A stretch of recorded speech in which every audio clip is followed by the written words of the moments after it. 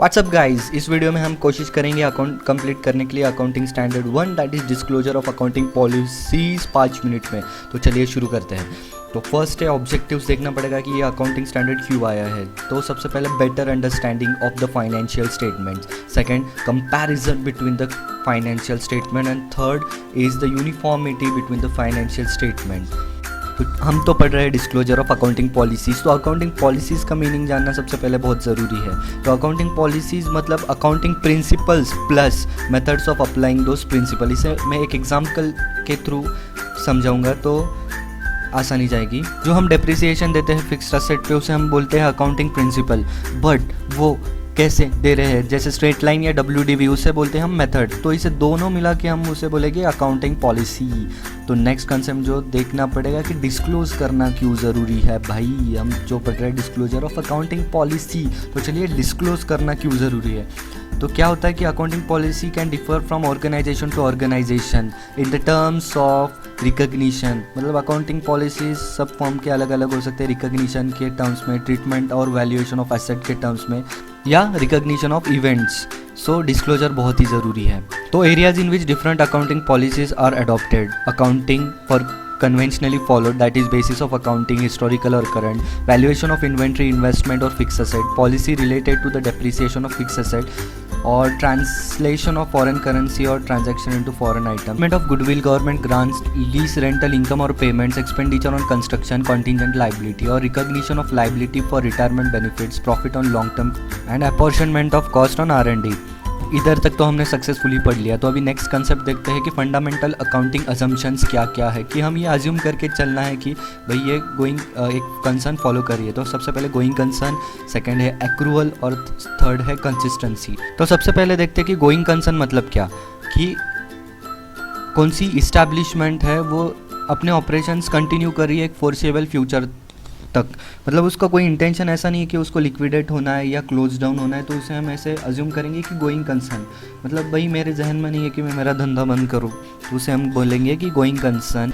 Next है accrual. Accrual मतलब कि आपका जो कॉस्ट है या आपका प्रॉफिट है, जो जब आपको पेमेंट ड्यू हो गया है तभी अब आपने वो अकाउंट कर देना है, ना कि उसको मिलने तक या पे करने तक वेट करते रहना है। तो उसे करेंगे हम एक्रूअल। थर्ड जो है वो है कंसिस्टेंसी। कंसिस्टेंसी मतलब जो आप अकाउंटिंग ट्रीटमेंट फॉलो कर रहे हो वो इस अकाउंटिंग ईयर में ही नहीं पर अगले सब अकाउंटिंग ईयर में आप वही फॉलो करने वाले हो, इसे हम कहेंगे कंसिस्टेंसी।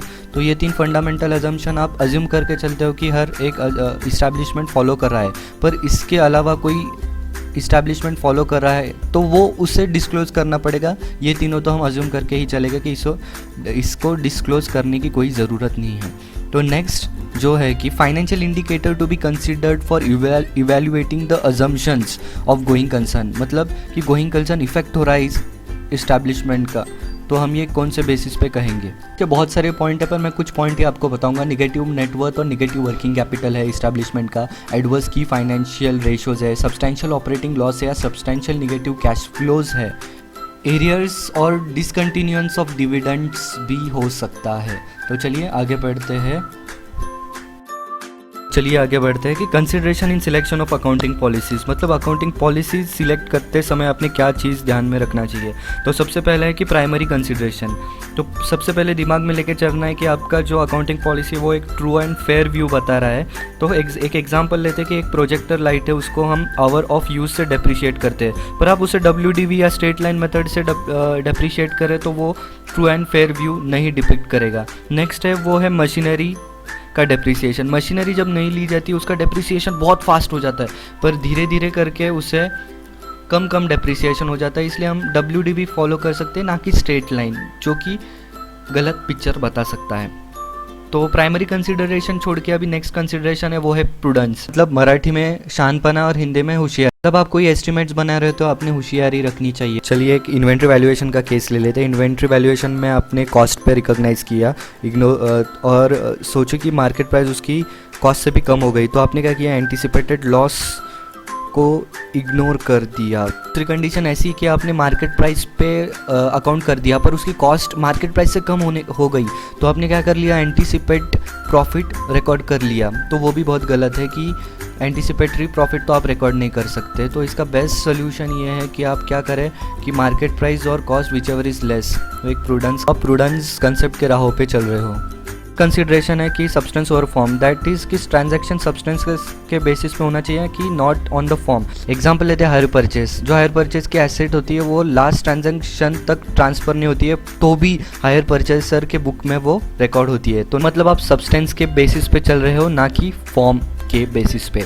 तो नेक्स्ट कंसेप्ट है मटेरियलिटी। मटेरियलिटी मतलब मटेरियल आइटम जो होता है कि उसके ओमिशन से जो यूज़र है उसका डिसीजन अफेक्ट हो सकता है। फॉर एग्जांपल आपने कोई पेनल्टी पे की तो आपने वो डिस्क्लोज करनी चाहिए respective of the quantum of the amount paid. Disclosure requirement ये कहता है कि all the significant policy used must be disclosed at one place and should be form part of the financial statement. मतलब कि वो disclose होनी चाहिए और जो फाइनेंशियल स्टेटमेंट है उसमें भी वो अटैच्ड होना चाहिए। तो नेक्स्ट कंसेप्ट जो है कि changes in the accounting policy, कि अगर अकाउंटिंग पॉलिसी चेंज करना है मुझे तो वो क्या, फिर वो AS5 में डील होता है। तो भी हम इधर एक छोटा सा उसका रिव्यू देख लेंगे। आप अकाउंटिंग पॉलिसी कब चेंज कर सकते हो। An entity is permitted to change the accounting policy only if is required by the standard interpretation और providing reliable and more relevant information. ये दो केस में ही आप अकाउंटिंग पॉलिसी चेंज कर सकते हो। और सिग्निफिकेंट इफेक्ट जो है वो डिस्क्लोज करना ज़रूरी है। और इस अकाउंटिंग पॉलिसी के चेंज की वजह से कोई डिस्क्लोजर या अमाउंट में चेंजेस आता है तो उतना डिस्क्लोज करना ज़रूरी है, और जितना अमाउंट असर्टेनेबल है वो भी डिस्क्लोज कर दो। बस ये था पूरा accounting standard 1 disclosure of accounting policies. तो thank you for watching the video. Please do subscribe. मैं ऐसी ही वीडियो बनाते रहूँगा आपके रिवीजन के लिए, जो आप खाते समय, सोते समय या किसी के इंतज़ार में देख सकते हो। तो please press the bell icon and you can also follow me on Twitter, Instagram and Facebook at the link given below. और मेरे दूसरे वीडियोज़ के लिंक भी यहाँ पे दिए गए हैं। Thank you.